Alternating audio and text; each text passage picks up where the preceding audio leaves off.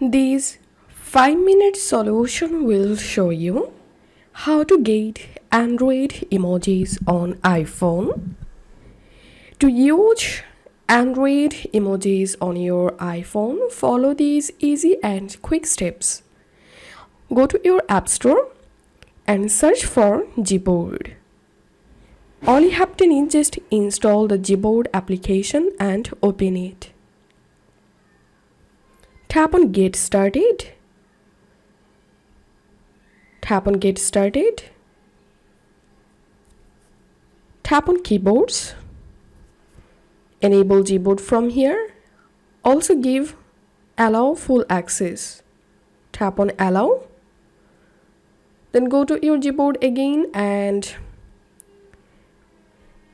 then I'm going to opening my keyboard.